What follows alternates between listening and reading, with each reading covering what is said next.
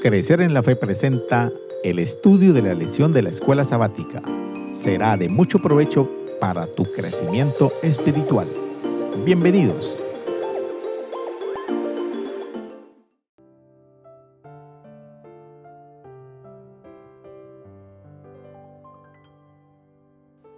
A lo largo de los siglos, la palabra de Dios también ha sido despedazada, cuestionada, descartada, encadenada en monasterios y quemada en plazas públicas.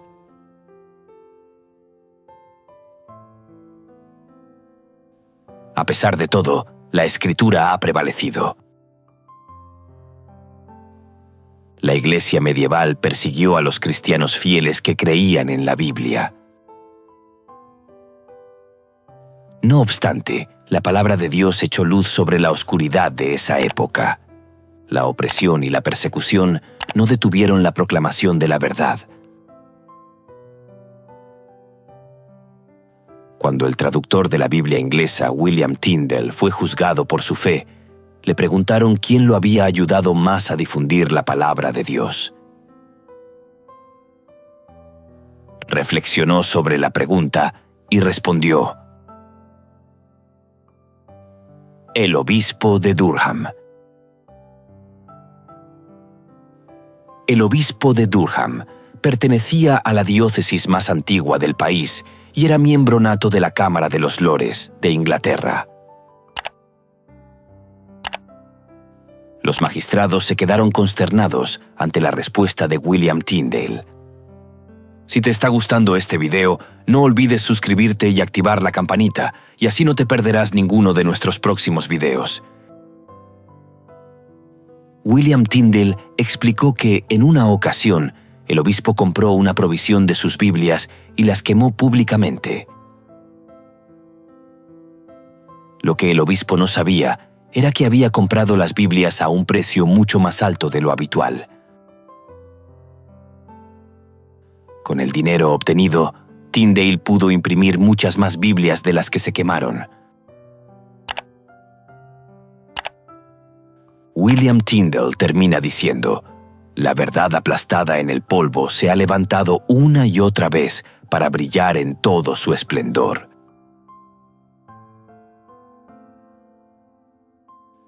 En este estudio exploraremos uno de los ataques más despiadados contra las Escrituras y la fe cristiana.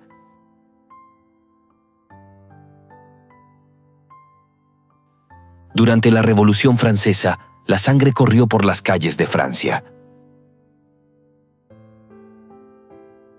La guillotina se instaló en la plaza pública de París y miles fueron masacrados.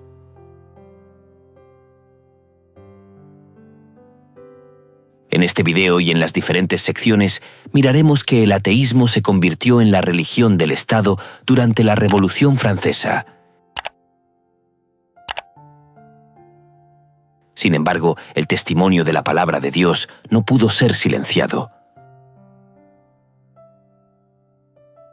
La lección de esta semana se basa en El conflicto de los siglos, capítulos 12 al 17. Y este estudio lo haremos mediante los siguientes puntos. Primero, 2 testigos. Segundo, períodos proféticos. Tercero, los 2 testigos son asesinados. Cuarto, los 2 testigos resucitan. Quinto, la verdad triunfante.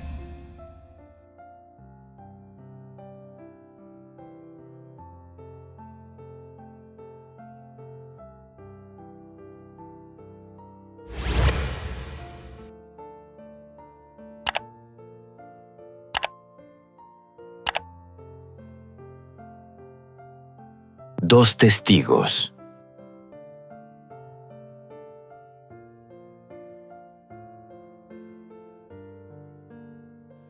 En Zacarías capítulo 4, el profeta vio 2 olivos a ambos lados de un candelabro de oro. La misma imagen que encontramos aquí, en Apocalipsis capítulo 11. Y me dijo: ¿qué ves?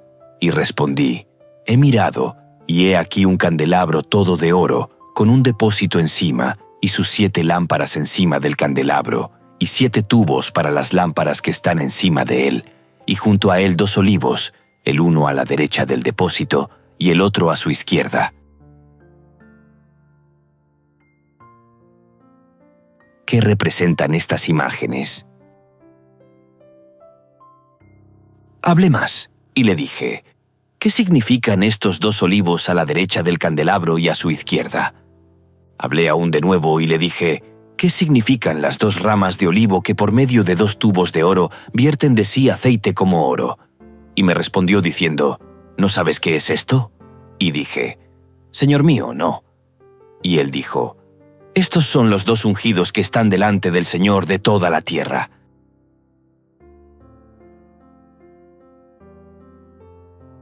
Se le dice a Zacarías que estos símbolos representan a los 2 ungidos que están ante el Señor de toda la tierra. Tengamos en cuenta lo siguiente sobre la visión de Zacarías. Primero, a los 2 ungidos se los describe como que están ante el Señor o que están junto al Señor. Segundo, en cuanto al símbolo de los 2 olivos que proporcionaban aceite para las lámparas, según Zacarías 4:12, podemos afirmar que el aceite simboliza al Espíritu Santo.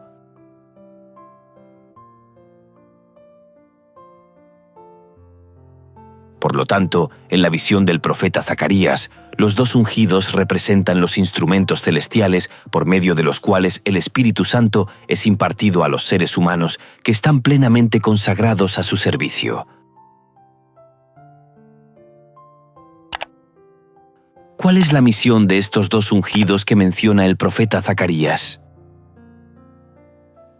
La misión de los 2 ungidos es comunicar luz y poder al pueblo de Dios. Dios espera que los que reciben este don celestial comuniquen a otros estas bendiciones.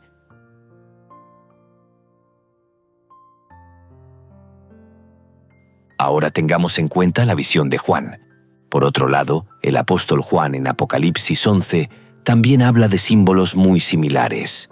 Habla de los 2 testigos, de 2 olivos y 2 candeleros. Y daré a mis 2 testigos que profeticen por 1260 días, vestidos de cilicio. Estos testigos son los 2 olivos y los 2 candeleros que están en pie delante del Dios de la tierra. Juan menciona 2 olivos y establece un paralelo entre estos y los 2 candeleros que están en pie delante del Dios de la tierra. Juan, por medio de estos símbolos, identifica a los 2 testigos, los cuales representan las Escrituras del Antiguo y del Nuevo Testamento. Por lo tanto, aunque los 2 profetas vieron símbolos similares, no era idéntico el significado de los símbolos, pero sí están estrechamente relacionados.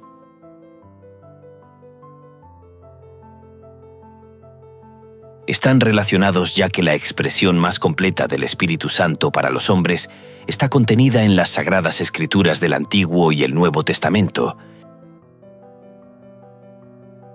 Y por eso es que ambos testamentos deben considerarse como los 2 testigos. Los olivos que alimentan de aceite el candelabro para que siga alumbrando. Nos recuerda lo que escribió el salmista: lámpara es para mis pies tu palabra y lumbrera a mi camino.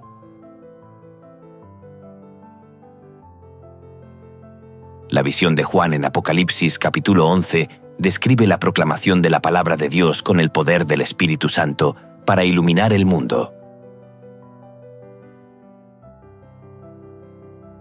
Juan añade sobre los 2 testigos lo siguiente: estos tienen poder para cerrar el cielo, a fin de que no llueva en los días de su profecía, y tienen poder sobre las aguas para convertirlas en sangre, y para herir la tierra con toda plaga, cuantas veces quieran. Estos 2 testigos, es decir, Las sagradas escrituras del Antiguo y del Nuevo Testamento tienen poder y pueden: primero, profetizar e impedir que caiga lluvia durante el tiempo que ellos predigan. Segundo, pueden convertir el agua en sangre y azotar la tierra con plagas.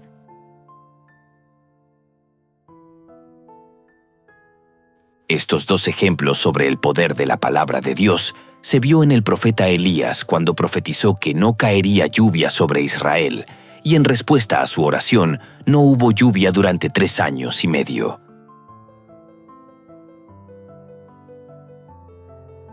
Y también el poder de la palabra de Dios se vio en el profeta Moisés. Hizo caer plagas de todo tipo sobre los egipcios, incluyendo la de convertir el agua en sangre, porque el faraón se negó a dejar libre al pueblo de Dios.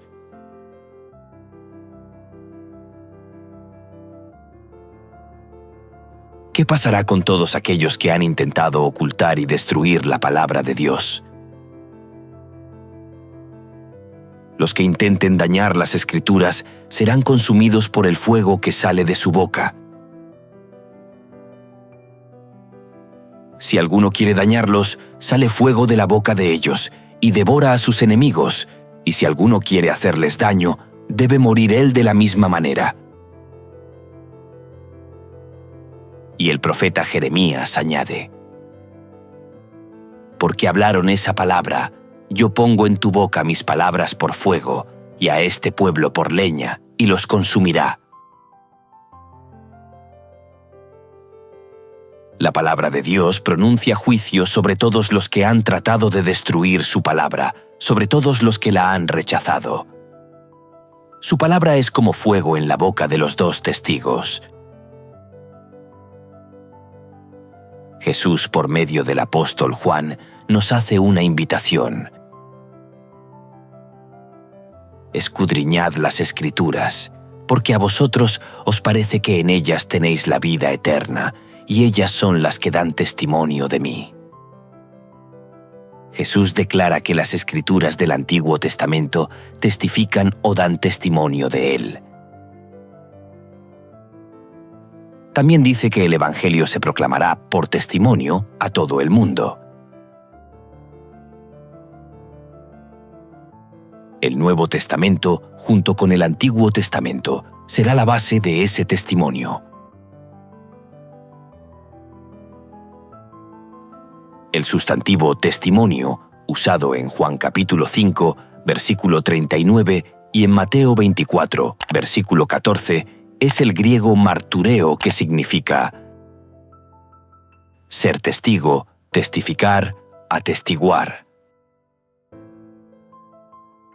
La raíz de este término griego martureo es el usado en Apocalipsis capítulo 11 para referirse a los 2 testigos.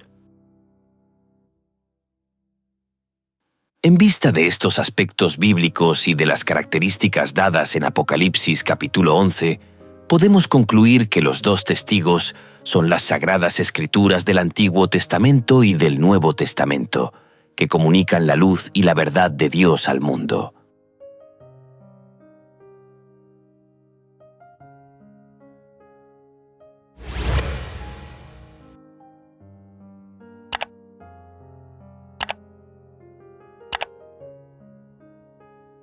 Períodos proféticos.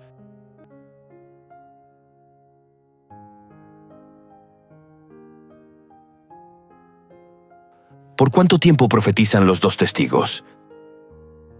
Los 2 testigos van a profetizar por un periodo de tiempo de 1260 días.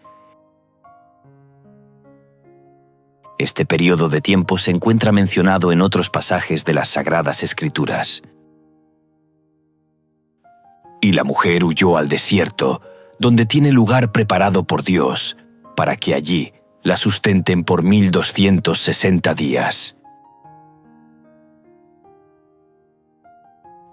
Tanto Apocalipsis capítulo 12, versículo 6, y Apocalipsis capítulo 11, versículo 3, habla de un periodo de tiempo de 1260 días.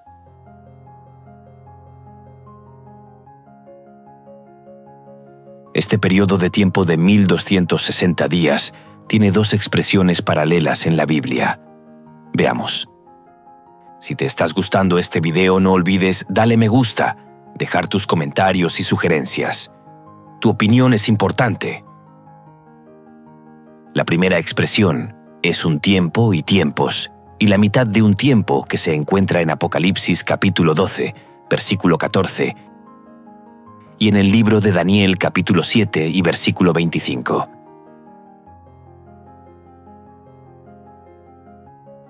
Y se le dieron a la mujer las dos alas de la gran águila, para que volase de delante de la serpiente al desierto, a su lugar, donde es sustentada por un tiempo, y tiempos, y la mitad de un tiempo.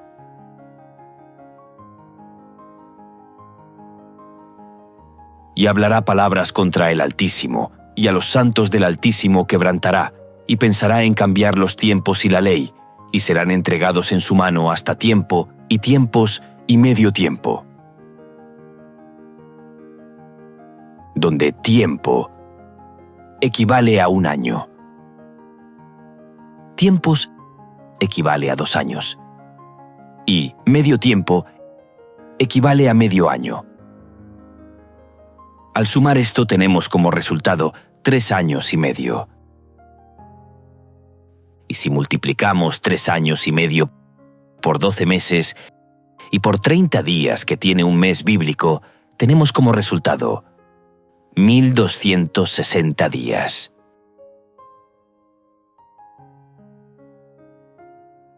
La segunda expresión es 42 meses.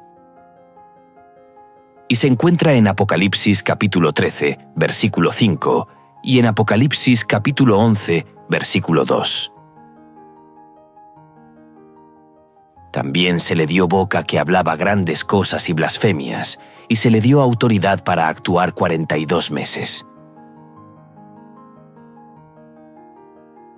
Pero el patio que está fuera del templo, déjalo aparte, y no lo midas, porque ha sido entregado a los gentiles, y ellos hollarán la ciudad santa 42 meses.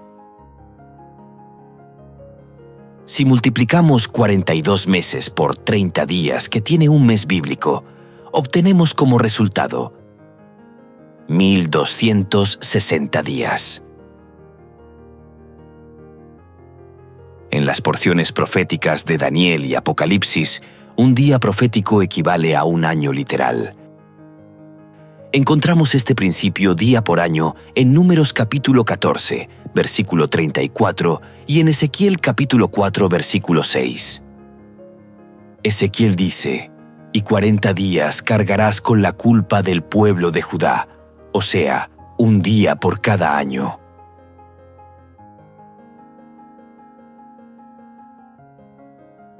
Entonces, podemos concluir lo siguiente.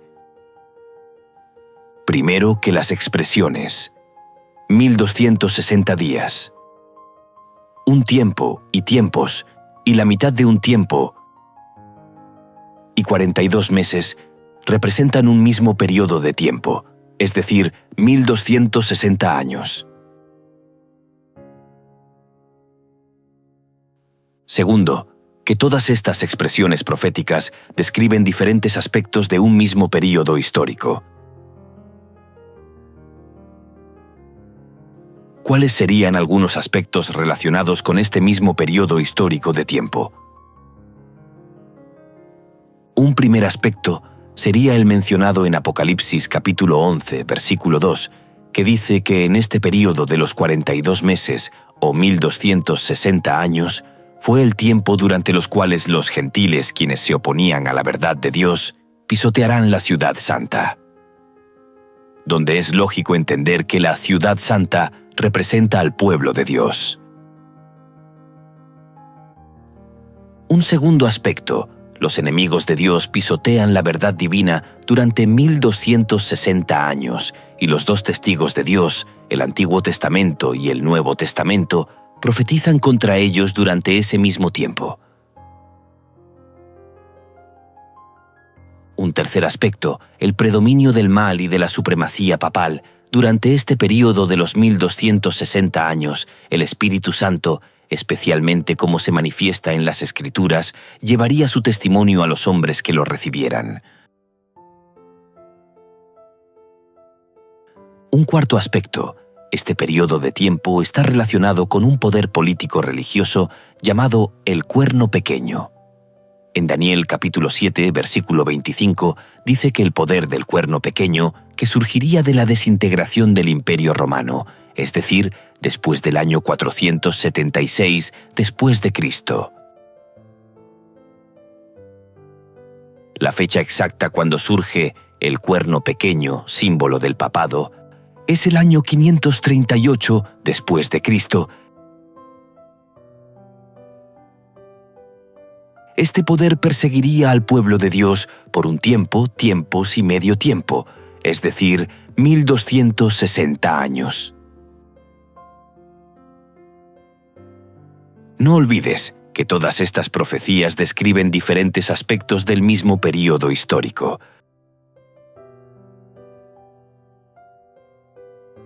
Cuando se descuida la autoridad de las Escrituras, emergen los siguientes problemas.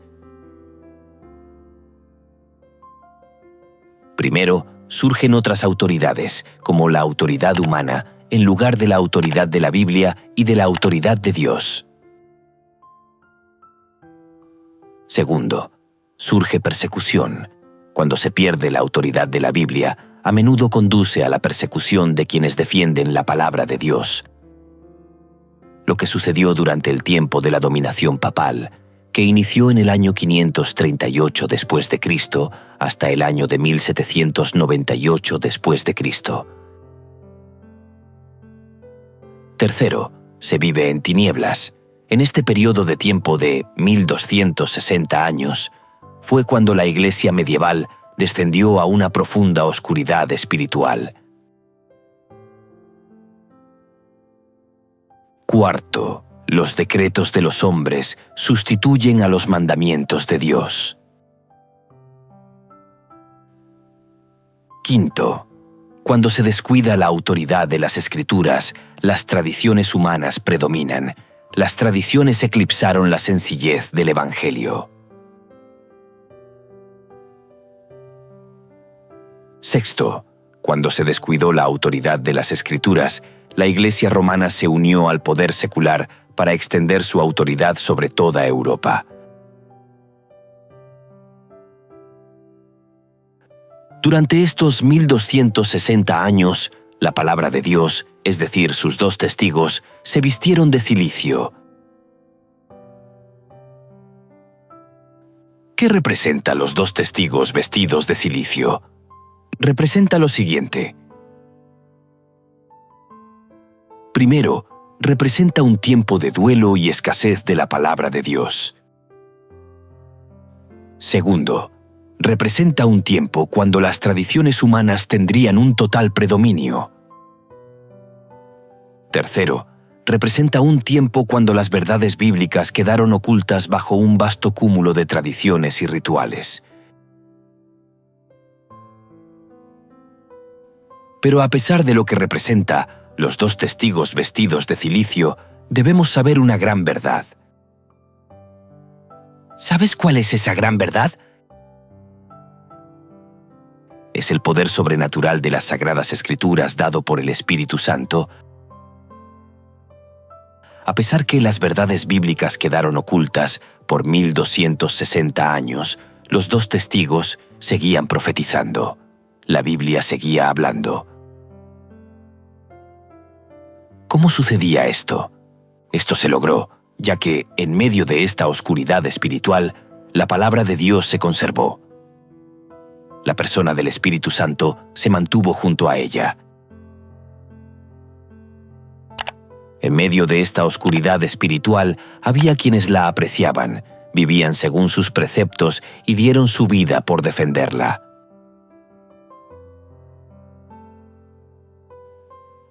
Recuerda, los que apreciaban y vivían según los preceptos de la Biblia, en comparación con las masas de Europa, eran pocos. Los valdenses, Juan Hus, Jerónimo, Martín Lutero, Ulrico Zwinglio, Juan Calvino, Juan y Carlos Wesley, y una multitud de otros reformadores, bajo la dirección del Espíritu Santo, fueron fieles a la palabra de Dios.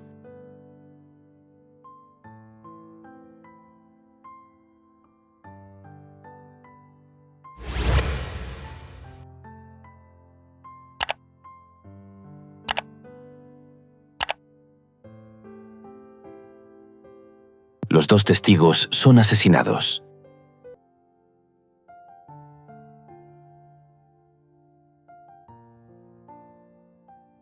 Al leer Apocalipsis capítulo 11, versículos del 7 al 9, vemos que aquí se predice lo que les sucedería a los dos testigos de Dios: el Antiguo Testamento y el Nuevo Testamento.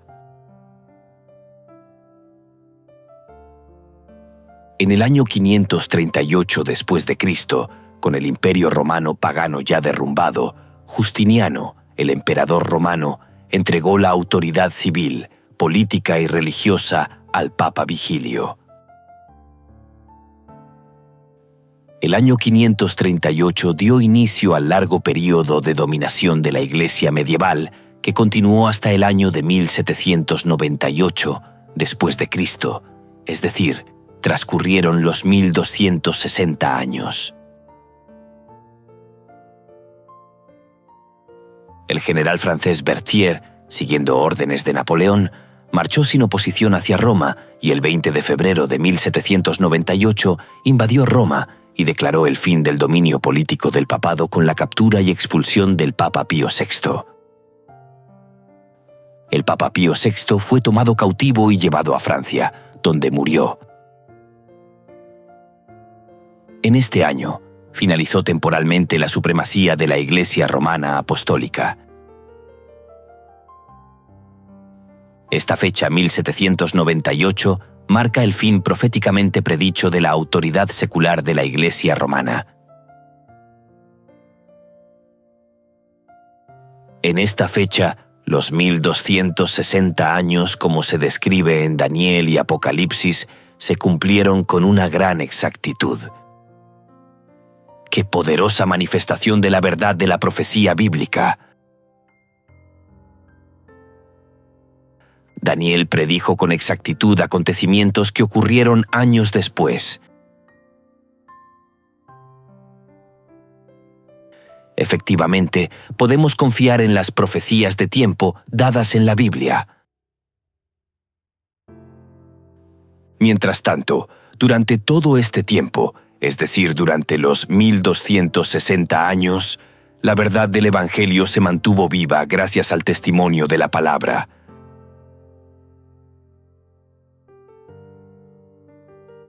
Pero había desafíos aún mayores que amenazaban la verdad bíblica. Juan habla de una bestia que estaba surgiendo en ese tiempo. Cuando hayan acabado su testimonio, la bestia que sube del abismo hará guerra contra ellos, y los vencerá y los matará. Primero, hablaremos de la expresión «cuando hayan acabado su testimonio». Esta expresión hace referencia a la finalización de los 1260 años. Segundo, hablaremos de la bestia. Juan dice que la bestia que sube del abismo hará guerra contra ellos, es decir, contra los dos testigos, los cuales vencerá y los matará. ¿Qué representa esta bestia que sube del abismo? ¿Será la cuarta bestia de Daniel capítulo 7? ¿Será Satanás o el cuerno pequeño de Daniel capítulo 7? No, es ninguno de estos poderes. ¿Qué sucedió en particular en esa época? Surge un movimiento llamado el ateísmo. Puesto que el ateísmo se propagó intensamente en Francia en ese tiempo y el espíritu antirreligioso de esa época se dirigió directamente contra la creencia en las Sagradas Escrituras, la Primera República Francesa ha sido identificada como la bestia de este pasaje. El periodo de la Primera República Francesa inicia en el año de 1789 hasta el año de 1801. Otro elemento a tener en cuenta es que la bestia sube del abismo. Que suba del abismo implica que esta nación o poder no tenía un firme fundamento, que era un poder tal como lo fue Francia. Se manifestó entonces una nueva forma de poder satánico.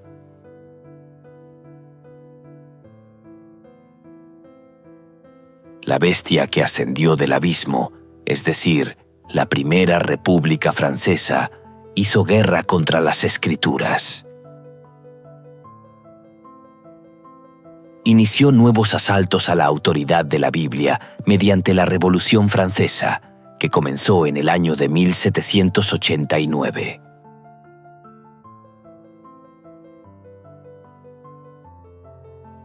En la Revolución Francesa sucedió lo siguiente. Primero, el gobierno francés estableció oficialmente el culto de la razón como una religión atea patrocinada por el Estado. Segundo, el gobierno francés se propuso y tuvo toda la intención de reemplazar al cristianismo por el ateísmo. Tercero, el 10 de noviembre de 1793 se celebró en todo el país el Festival de la Razón. Cuarto, las iglesias cristianas de toda Francia se convirtieron en templos de la razón. Quinto, en este nuevo movimiento, una mujer fue entronizada como diosa de la razón. Sexto, se quemaron casi todas las Biblias en las calles y se declaró que Dios no existía. Aquí vemos que detrás de esta bestia que sube del abismo está un poder mayor, es decir, Satanás.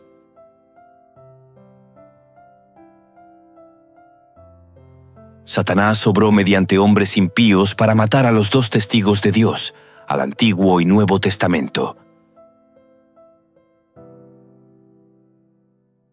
Sobre la muerte de los dos testigos de Dios, al Antiguo y Nuevo Testamento, Juan afirma lo siguiente: y sus cadáveres estarán en la plaza de la grande ciudad, que en sentido espiritual se llama Sodoma y Egipto, donde también nuestro Señor fue crucificado. La grande ciudad que aquí se menciona representa a Francia. El comentario bíblico adventista dice al respecto: por lo tanto, identifican la gran ciudad con Francia, nación que manifestó al final del período de 1260 años las características simbolizadas por estas expresiones. Egipto tenía una cultura politeísta y negaba al Dios verdadero. Sodoma representa la inmoralidad flagrante. En la Revolución Francesa, los dos testigos de Dios, el Antiguo Testamento y el Nuevo Testamento, murieron debido al ateísmo y la inmoralidad que corrían desenfrenados a medida que las restricciones morales se desataban en la Revolución y el derramamiento de sangre. Apocalipsis capítulo 11, versículo 9 dice: y los de los pueblos, tribus, lenguas y naciones verán sus cadáveres por 3 días y medio, y no permitirán que sean sepultados. Juan está afirmando que el cuerpo de los dos testigos permanecería sin sepultura durante 3 días y medio. En armonía con el principio de interpretación profético que un día representa un año, 3 días y medio equivalen a 3 años y medio. El ateísmo de la Revolución Francesa tuvo su apogeo durante unos 3 años y medio. Este período se extendió desde el 26 de noviembre de 1793, cuando un decreto emitido en París abolió la religión, hasta el 17 de junio de 1797, cuando el gobierno francés eliminó sus leyes religiosas restrictivas, es decir, el gobierno francés quitó las restricciones impuestas a la práctica de la religión.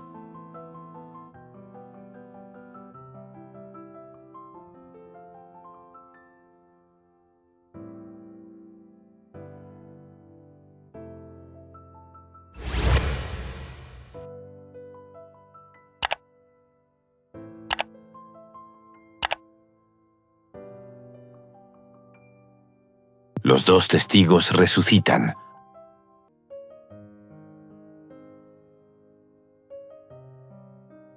Al final de la Revolución Francesa, la palabra de Dios, es decir, los dos testigos, el Antiguo y el Nuevo Testamento, en sentido figurado, resucitarían.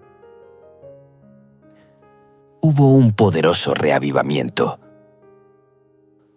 Gran temor les sobrevendría a quienes vieran que la palabra de Dios, una vez más, se convertiría en el poder vivo de Dios para salvación.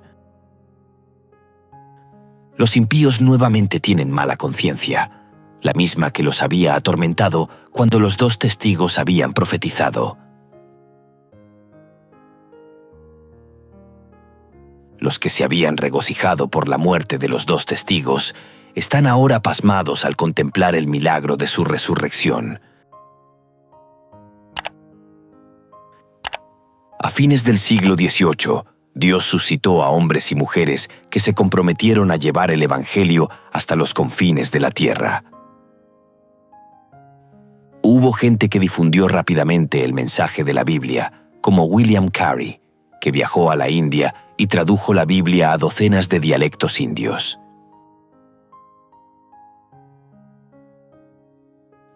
Se enviaron misioneros por todo el mundo, impulsados por el poder del Espíritu Santo manifestado en la Biblia. No es casualidad que estos esfuerzos misioneros mundiales surgieran después de la Revolución Francesa. La palabra de Dios es una palabra viva, y aunque para muchos parecía muerta, seguía viva en el corazón de los creyentes y resucitaría plenamente, como predecían las profecías del Apocalipsis.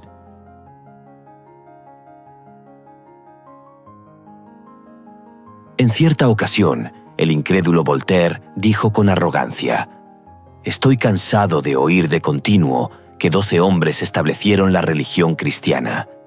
Yo he de probar que un solo hombre basta para destruirla». Han transcurrido varias generaciones desde que Voltaire muriera, y millones han secundado su guerra contra la Biblia. Pero, tan lejos de ser destruida, estuvo que, allí donde había 100 ejemplares en tiempo de Voltaire, hoy día hay 10.000, por no decir 100.000 copias del libro de Dios. Como dijo uno de los primitivos reformadores al hablar de la Iglesia cristiana, la Biblia es un yunque sobre el cual se han gastado muchos martillos. El salmista expresó lo siguiente: «Para siempre, oh Jehová, permanece tu palabra en los cielos. Las obras de sus manos son verdad y juicio. Fieles son todos sus mandamientos, afirmados eternamente y para siempre, hechos en verdad y en rectitud».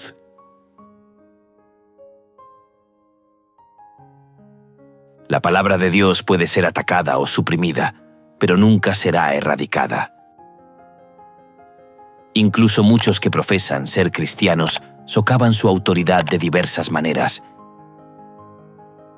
cuestionando partes de la Biblia o haciendo tanto hincapié en los elementos humanos que casi pierde su sello divino, y la verdad de Dios se ve socavada.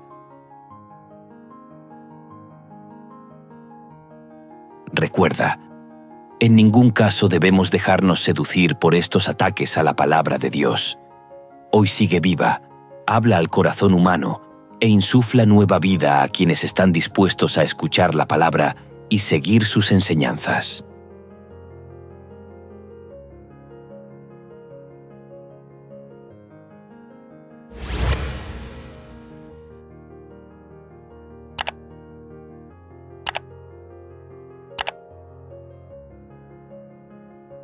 La verdad triunfante.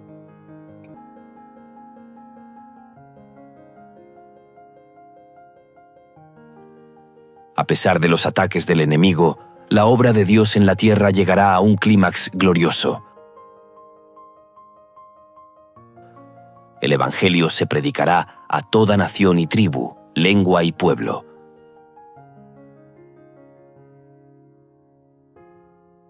El gran conflicto entre Cristo y Satanás terminará cuando Cristo derrote completamente a los poderes del infierno. El reino de Dios triunfará sobre el mal, y el pecado será erradicado para siempre del universo.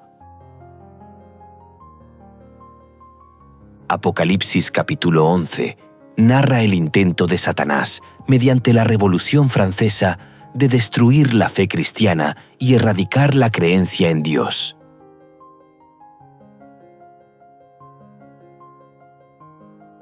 Y Apocalipsis 11 termina con el triunfo del reino de Dios sobre los principados y las potestades del mal.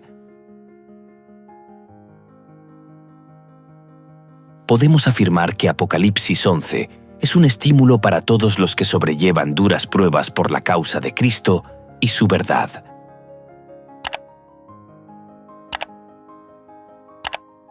Al leer Apocalipsis capítulo 11, versículos 15 al 18, observamos los acontecimientos que tendrán lugar en el tiempo del fin cuando suene la séptima trompeta. El séptimo ángel tocó la trompeta y hubo grandes voces en el cielo que decían: «Los reinos del mundo han venido a ser de nuestro Señor y de su Cristo, y Él reinará por los siglos de los siglos».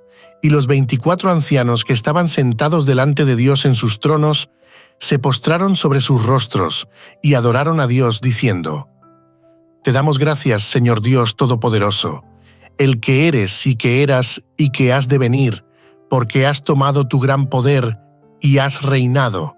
Y se airaron las naciones, y tu ira ha venido, y el tiempo de juzgar a los muertos y de dar el galardón a tus siervos, los profetas, a los santos, y a los que temen tu nombre, a los pequeños y a los grandes, y de destruir a los que destruyen la tierra». ¿Qué está enseñando este pasaje bíblico? Está enseñando lo siguiente. Primero, los reinos de este mundo llegarán a ser los reinos de nuestro Señor. Segundo, Cristo es victorioso. Tercero, el mal es derrotado para siempre. Cuarto, Jesús gana y Satanás pierde. Quinto, la justicia triunfa. Sexto, la verdad reinará para siempre. Haríamos bien en prestar atención a la siguiente instrucción inspirada. Lo que se edifique sobre la autoridad de los hombres será derribado, pero lo que se cimente sobre la roca de la inalterable palabra de Dios permanecerá para siempre. Visita nuestra web, crecerenlafe.com, y descarga el bosquejo de la lección, disponible en formato PDF y PowerPoint. En Apocalipsis 11, el apóstol Juan ve algo especial. Y el templo de Dios fue abierto en el cielo, y el arca de su pacto se veía en el templo. Y hubo relámpagos, voces, truenos, un terremoto y grande granizo. El templo de Dios en el cielo se abrió a la vista de Juan. Al contemplar el lugar santísimo, vio el arca del pacto.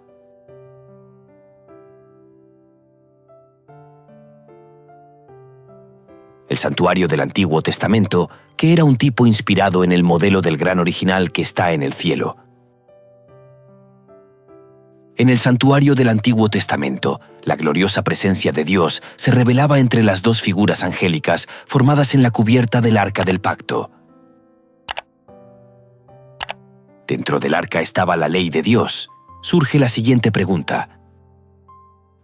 ¿Qué lecciones espirituales quiere dejar el Espíritu Santo al permitirle a Juan ver el templo celestial abierto y ver el arca del pacto? Desea dejar las siguientes lecciones a todos los creyentes. Primera lección: que, aunque somos salvos solo por la gracia mediante la fe, la obediencia a la ley de Dios revela si nuestra fe es auténtica. Segunda lección: la ley de Dios es la base o norma del juicio. Así hablad y así haced, como los que habéis de ser juzgados por la ley de la libertad. Tercera lección: el tema relacionado con la ley de Dios adquiere especial importancia y relevancia en el tiempo del fin.